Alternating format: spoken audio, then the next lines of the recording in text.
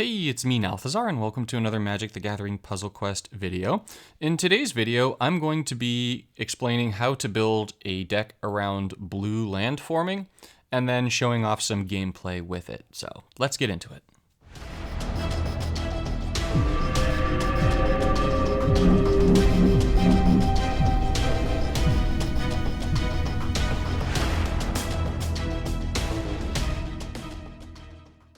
For my first Zendikar Rising deck tech that I wanted to do, I definitely wanted to do it on landforming. Landforming is a new mechanic that has entered the game in Zendikar Rising, and it makes it so that if you make a horizontal gem match for your swap on your turn, and then you play a card that has landforming, that landforming card is going to go ahead and play a support.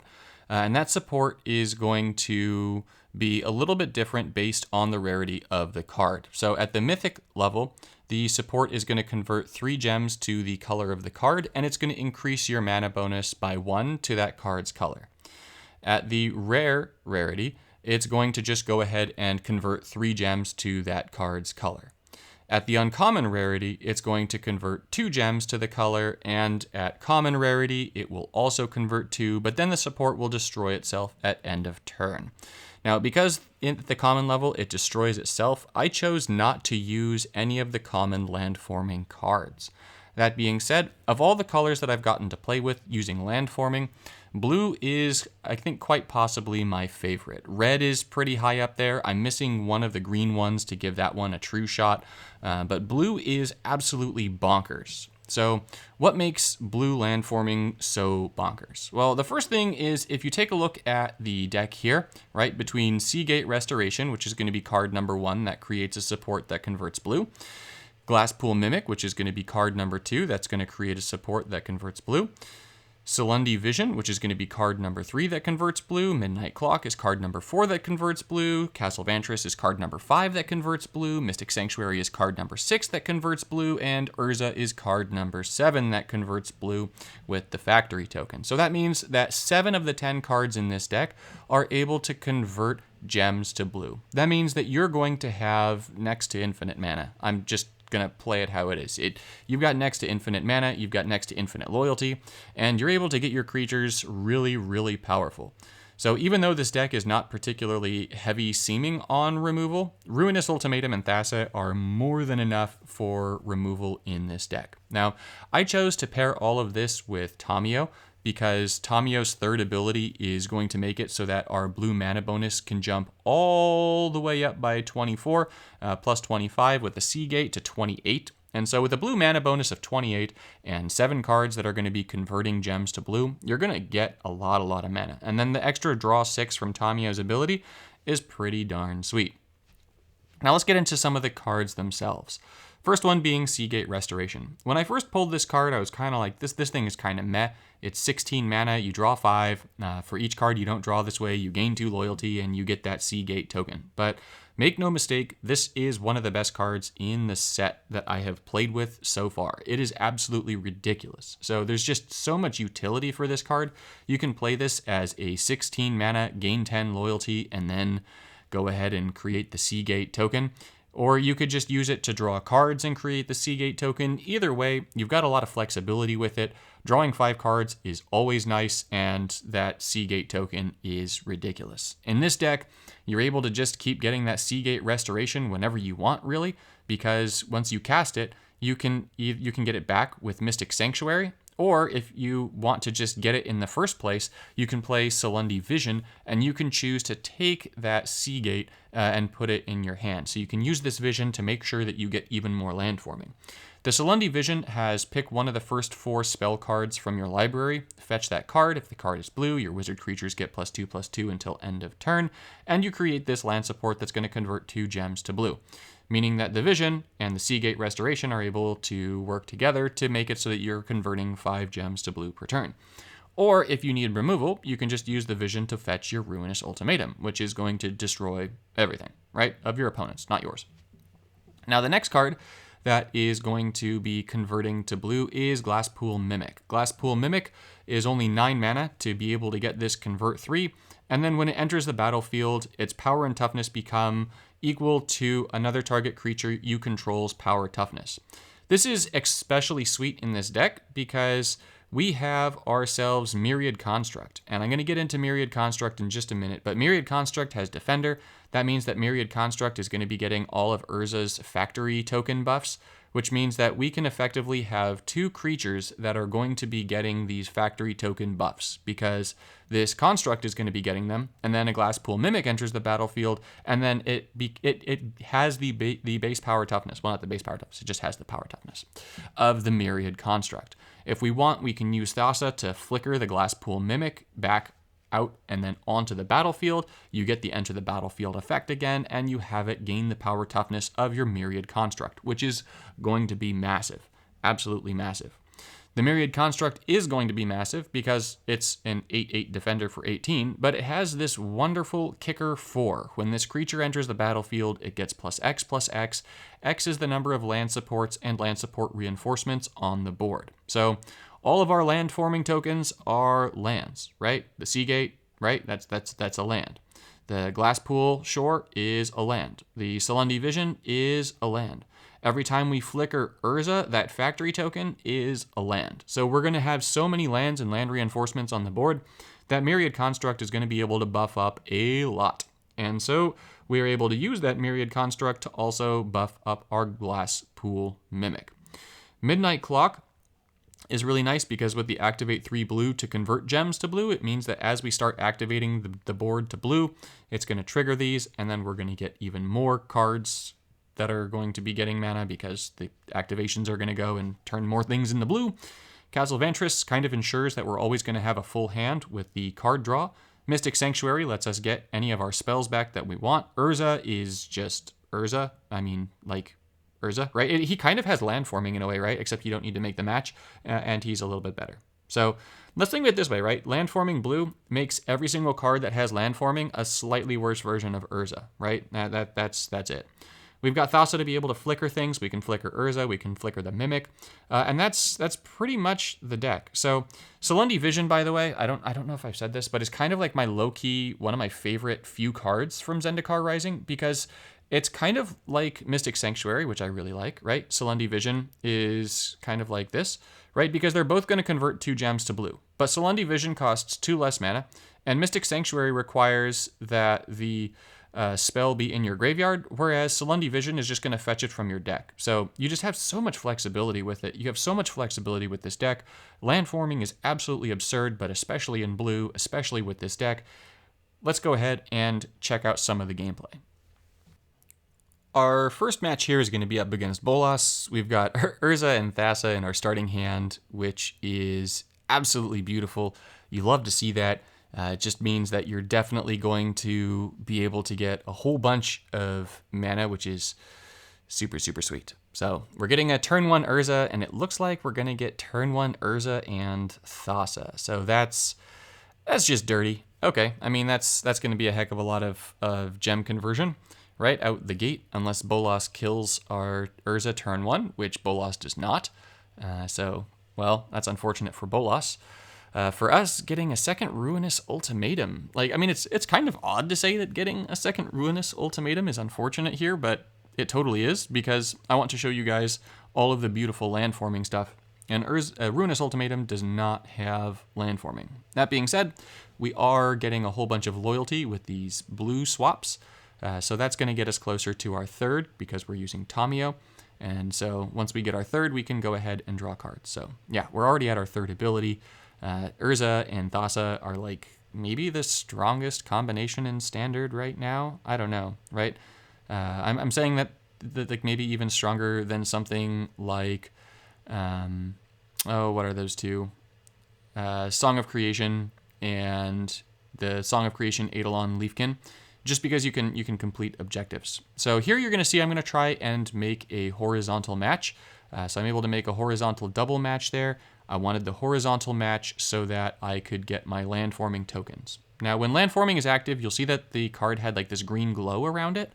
And so that tells you that you've got landforming active. So both the Mimic here, the Glasspool and the Seagate were able to do that. And so we've got 2 more of our supports on the battlefield. I'm going to flicker Urza out, and now you're going to see that the Glasspool Mimic came in. It took Urza's power, which had Urza's buff, and then I flickered Urza, which made the Mimic go down to the first slot and then get Urza's buff twice. So it basically kind of gets like a double buff from Urza. Now I could have actually gone ahead and killed my opponent here, just not played the Myriad Construct and called it a day, but that's just not me. I wanted to make them super big like. So I'm going to go ahead, I'm going to use Tamio's third ability here to draw another card. I'm going to go ahead and make a horizontal match. I'm going to move the vision up just so that I can definitely get another land for my beautiful construct. I know that this means I don't get to kick the construct now, but you'll have to forgive me. This was my very, very, very first match with this deck. And so we're going to get a whole bunch of loyalty. Look at that. We're already at our third ability. Ridiculous. Completely ridiculous.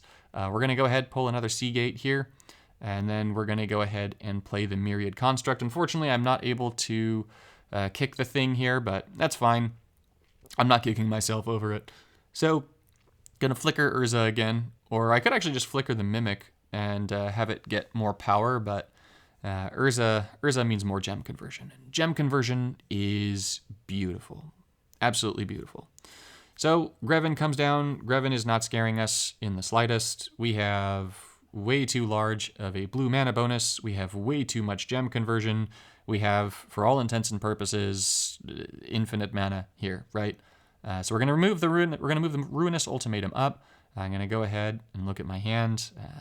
I can toss the clock if I want, but I kind of win this match anyways, so it kind of doesn't matter. I could even actually just make the 5 match going down here and then play my hand, right? And then go ahead and activate Tamio's third ability and see if I can get another construct. So I'm going to go ahead and do that. I'm going to play that. Yeah, okay, cool. I do get another construct here. That's exactly what I wanted. So I'm going to toss some stuff from my hand that I don't need. I'm going to go ahead and calculate my mana bonus here to see, based on what I draw, if I'm going to be able to play both the construct and something else. But I'm thinking, okay, so it's 27 mana for the construct and the Mimic. I need 31 mana to be able to kick the construct also. So if I make a match, I'm not going to quite be able to get both without more. I think here, right? Because so I get 31 mana for making a blue match, and I need exactly 31 mana for this construct, right? So here I'm checking out the construct. How much is the kicker cost? How much is to play the Mimic first and then the construct second, so that I get the extra land token on the battlefield before I do that. So I'm going to go ahead and make the match here, and I wind up getting, of course, the whole world. I'm going to let the Mimic go ahead and have the construct's power. I am going to kick the construct this time, so you're going to see it boost from 48 power to 64 power. I'm going to go ahead and take a Seagate, even though I really don't need it here. Play another Urza, which is going to buff up the construct, and we're going to kill Bolas. Now, because you got to see the beginning just being super Urza, I am going to go ahead and play a second match with this deck. So let's play another match with this one.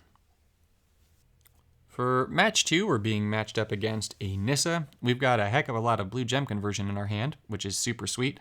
Not to say that I'm not expecting that, because, I mean, come on, let's face it. Like, everything in this deck is blue gem conversion. So I'm going to take a Seagate Restoration. You'll notice that I almost always take the last card that's available, and that's just so that I don't interfere with any of my draws in the early game.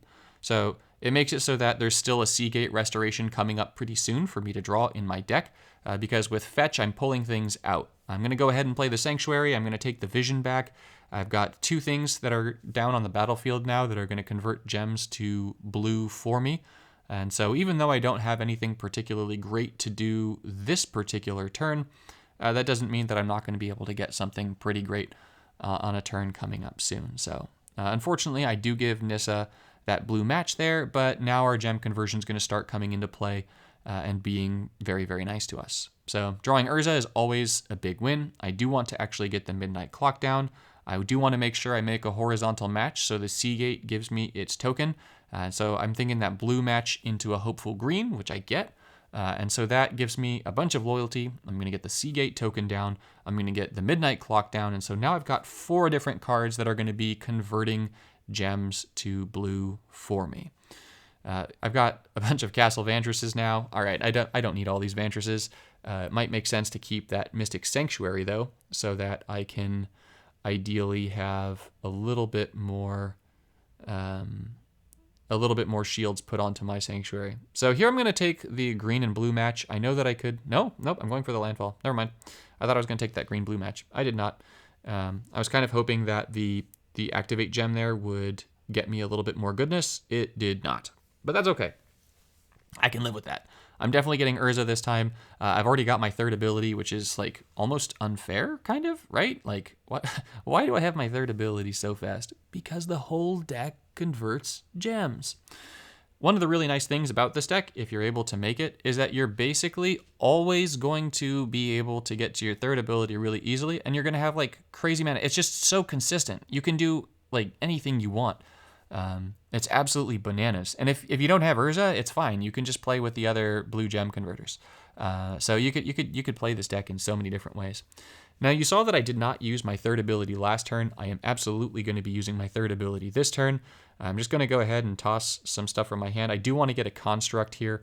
It'd be really nice. I do not get a construct here, which makes me a little bit of a sad panda, but that's okay. I guess I don't need it. I do have a 5 match on the bottom, which is going to trigger landforming because that still counts as a horizontal match.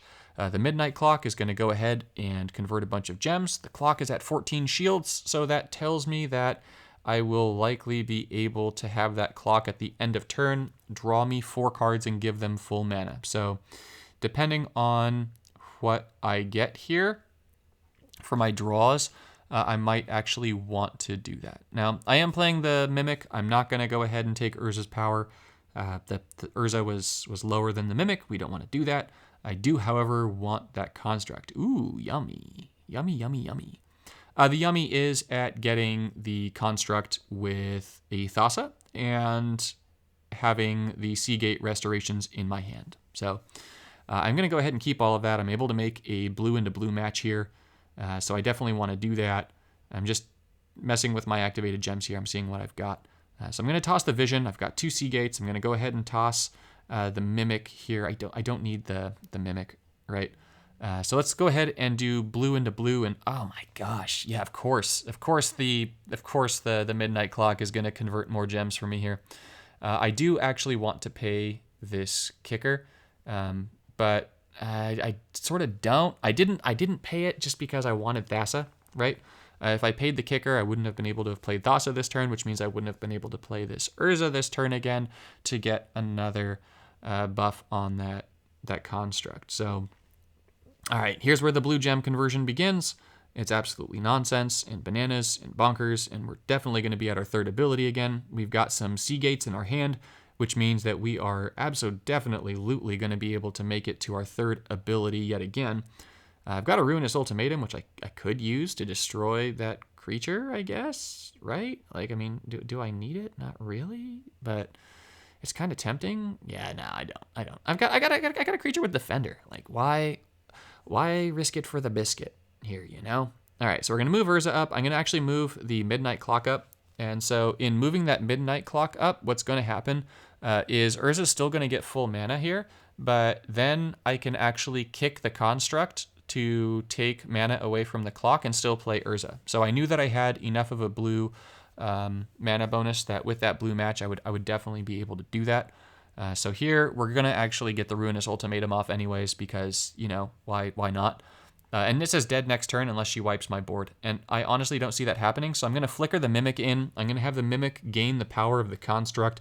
I mentioned that at the beginning of the video that you can do that, but with the Mimic at like 9 power or whatever it was at, and then the construct at 50 power, I definitely would rather have my Mimic at 50 power. So here, Vantress is drawing me cards. It draws me into another construct, which is just super sweet. That's absolutely what I wanted here. I'm going to go ahead and toss any non-land card from my hand. So goodbye, goodbye, goodbye, goodbye. The Mystic Sanctuary. I mean, I feel like I should get rid of the Sanctuary too. You know, like just try and get more constructs. But whatever, forget it. Let's just play our third. We're going to move Urza all the way up to the top. So we're going to be able to play 2 lands here for sure. And then we'll hopefully get enough mana so that the Thassa is able to get some mana, and then we can kick the construct. So let's see, that green match going down is I'm pretty sure my best bet, because I could potentially get green into the white, which is definitely a possibility. I'm not going to destroy any of my lands or any of my other supports, so yeah, I definitely might as well do that. But I'm going to move the construct up just in case. Nope, I'm going. Wow, I'm just all over the place today, guys. I'm all over the place. I don't know what it is, but my construct is so big, and this deck, guys, this deck is crazy. It's absolutely bonkers. If you have the cards, you should play it. It's nuts. It's kind of unfair. Thank you so much for watching, and I'll see you in the next one.